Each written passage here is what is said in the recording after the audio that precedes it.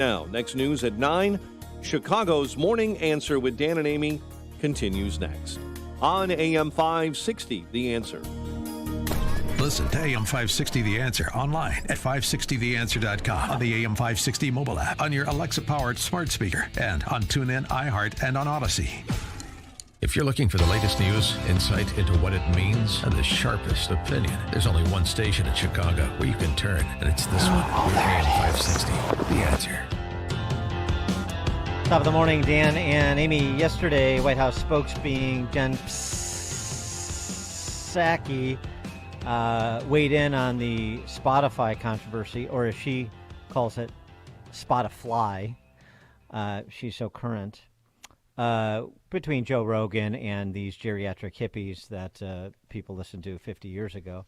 This is what she had to say about Spotify, as she terms it. Certainly includes Spotify. So this disclaimer, it's a positive step, but we want every platform to continue doing more to call out mis and disinformation while also uplifting accurate information. Of course they do. She had a bit of the Amy's there, huh? Well, she did a little bit of a name assassinator moment. There's no question about it. But it's Spotify. Remember, the Biden administration sports Dr. Vivek Murthy's Ministry of Truth. And so she's a spokesbeing for the Ministry of Truth as she is for the overall administration. So, yeah, good for Spotify for coming down and putting the warnings on and getting censorious with Joe Rogan and others. And let's continue to build on that censoriousness. You know, this is, again, what Michael Brendan Doherty was talking about in his really good piece. This is an important piece, which is why I've cited it a couple times this week, and I'm going to again. You know, there's certain pieces over the years that really stand out. Rusty Reno's Solidarity and Marginality piece in First Things from a few years ago, Shelby Steele's piece on our culture of deference from a few years ago. This is in that class. And he's talking about these insufferable, rich white leftists that are destroying the country, just the worst people in the world. He writes, every politically revolutionary class has been populated by the guilty bourgeoisie who are incapable of handling privilege with grace or success with generosity. Overwhelmingly employed by larger firms or in the professions, the members of this class lack the confidence or delusion of being self-made. In a strange way, our radicals are institutionalists. And he goes on to say, the institutions of American life to which America's upper middle class white liberals are loyal and on which they depend have arranged themselves in a way to destroy faith in progress and positive sum outcomes. And one enters the scene if the American dream sours, misanthropy and rage. And if the American dream feels like a perishing fantasy in the present, even for those as blessed as upper middle class whites, it's not surprising that they would increasingly adopt and propagate a revisionist history and view of the country, such as the 1619 Project, that damns America as a set of illusions covering over a substance of capitalist oppression. And part of this misanthropy and rage is the censoriousness of the left, silencing opposition. We only accept compliments. You are not only, well, we're redefining tolerance. Tolerance is not acceptance. Tolerance is parroting what we say and celebrating it at the same time. And that's what Jen Psaki is essentially evincing in her sanitized version of what Michael Brendan Doherty is observing. For more on all of this in the context of Black History Month, which is now nothing more than Black Lives Matter, Marxist Revisionist Month, pleased to be joined again by Professor Paul Kengor. He's professor of poli-sci at Grove City College in Grove City, PA, and a contributor to the American Spectator, also the author of The Devil and Karl Marx, Communism's Long March of Death, Deception, and Infiltration. Professor Kengor, thanks for joining us. Appreciate it. Yeah, thanks, Dan. You know, considering that Neil Young blamed Kent State on, Richard Nixon, and, to borrow from Leonard Skinner, Southern man don't need him around, neither does the Northern man, neither does anyone else. Send him off to Spotify with Jen Psaki. That sounds good to me. Yeah, and it's great that Joni Mitchell is relevant again. It's so important. and the guys from the living members of Crosby, Stills and Nash, Graham Nash, and anybody, all these people that are over 70. Hey, if Neil Young can get back into the fight, then hey, it's the water's warm for all of us. Let's jump in.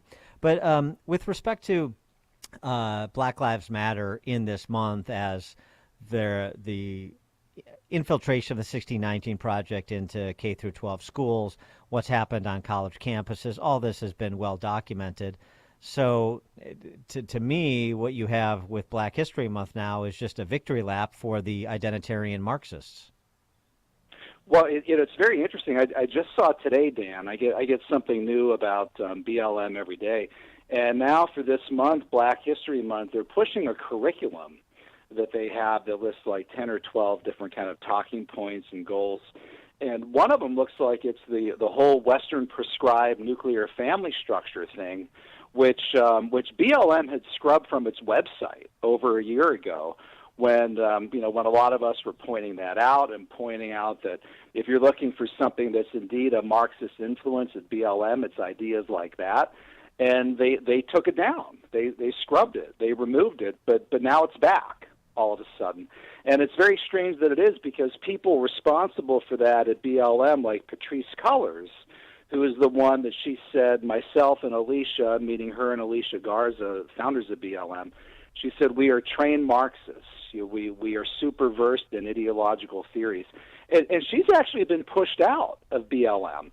And she's been pushed out by people inside BLM, black folks inside BLM, who, unlike white folks, are actually really bothered by Patrisse's Marxist rhetoric, by the fact that she went on this buying spree of all these different properties. And nice exit package she got, yeah. Right. And now that she's out, and so I was thinking to myself, people like Hawk Newsom of BLM New York, who's been really good on this stuff, he said of Patrisse Cullors, he said, if you're going around calling yourself a socialist, right, you can't act this way. So I thought for a little while there that, okay, this is good for BLM. They're pushing out the Marxist influence.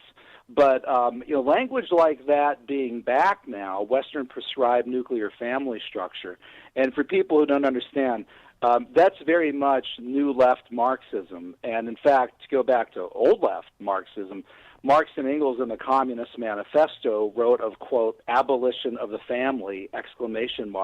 Even the most radical flare up at this infamous proposal of the communists, unquote.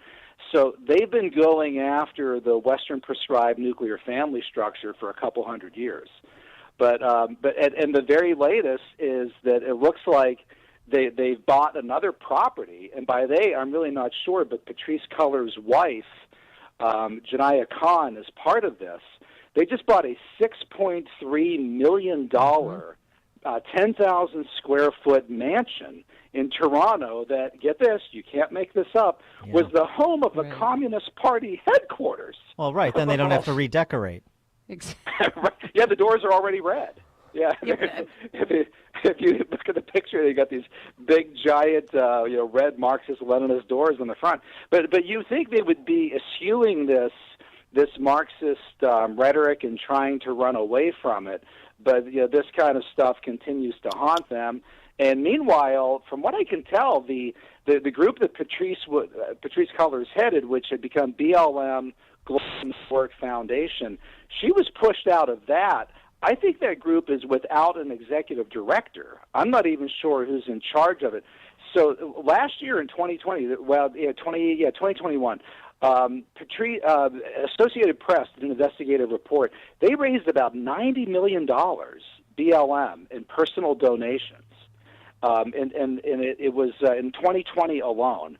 So they've had an enormous amount of money sent to them, especially by white liberals, and they don't know where a lot of the money has gone. And so they are very upset with Patrisse Cullors and some of the other leadership, because they know that she went on a buying spree with whatever she took. Evidently, she forgot about that abolition of private property thing that Marx and Engels wrote about. But it's quite a mess. Well, what in the world are they going to do with that mansion in Toronto? Are they going to host parties there, or are people going to live there? I mean, it's such opulence. It's like almost making a statement that, we have money and we're here to stay.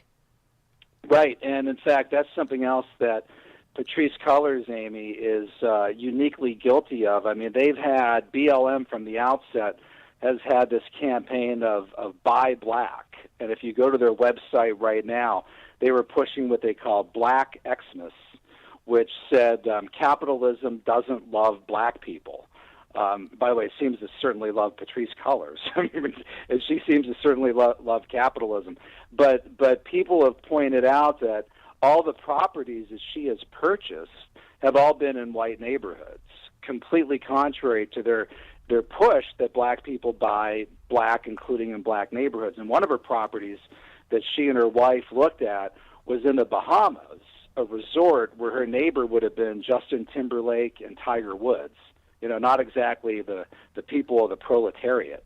Well, here's the thing. I mean, you know, I know that a lot of the Black Lives Matter race hustlers who want to be cut in or tell Patrisse Cullors and Alicia Garza to cut it out, but there's more money to come. You know, if you blow through that first 90 million, corporate America will continue to funnel cash your way. It's no big deal. I'm more interested in that guilty bourgeois that Michael Brendan Doherty was writing about. And since you're steeped in this history and you wrote a book about Marx and Engels, I mean, have we seen a guiltier, more dangerous bourgeois than in the Western world in the last 100 years than we have in America's suburbs today? No, it's never been this bad. And, you know, it was Lenin who said that we will sell the capitalists the rope to hang them with, right? Mm-hmm. And the piece that I wrote for American Spectator this week is called Mansion Marxists. So we've long known about the phenomenon of the rich Marxists, right? I mean, right there in Chicago, right? Bill Ayers. Bill Ayers is from a lot of money. We call these people limousine leftists, champagne socialists. You know, they tend to come from money, and most of them are not from the working class, but they're highly educated young people who go off to the universities, the Ivy League, Columbia, and other places. But that said, it's never been as bad as it is now. And people like Neil Young and others and corporations, you're right, Dan. I mean, the corporations will funnel this stuff. I had somebody email me yesterday about my Mansion Marxist piece, Rachel Bavard, and she said she read my piece and she sent me a piece that she wrote for the New York Post about a year or two ago. When she reported the New York Post report on Patrisse Cullors buying these different properties, Facebook censored the Post piece, calling it something like unverifiable information or something like that. So you have big tech coming in and protecting her on her purchases, which you have to wonder, how does that make the folks at BLM feel, who are saying, you know, hey, come on, we don't like this, right? We don't want her doing this. What do you mean this is unverifiable information? But once again, it's that elite corporate, big tech in particular, that kind of steps in to protect and advance the revolution or the revolutionaries. He is Professor Paul Kengor, poli-sci professor at Grove City College in Grove City, PA, contributor to the American Spectator, as he was mentioning, and author of The Devil and Karl Marx, Communism's Long March of Death, Deception, and Infiltration. Paul, thanks for joining us. Appreciate it. Yeah, thanks, Dan and Amy. Take care. Thanks, you too. And he joined us on our turnkey.pro answer line.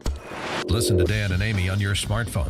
Download the AM560 mobile app today at 560theanswer.com/mobile. Zerail Incorporated seeks a program manager in Chicago, Illinois to manage scope, cost, schedule, risks and opportunities, procurement and changes of projects to reach the planned schedule and financial results. Domestic travel is required to project sites as needed. Telecommuting permitted. Apply at jobpostingtoday.com reference number 3174.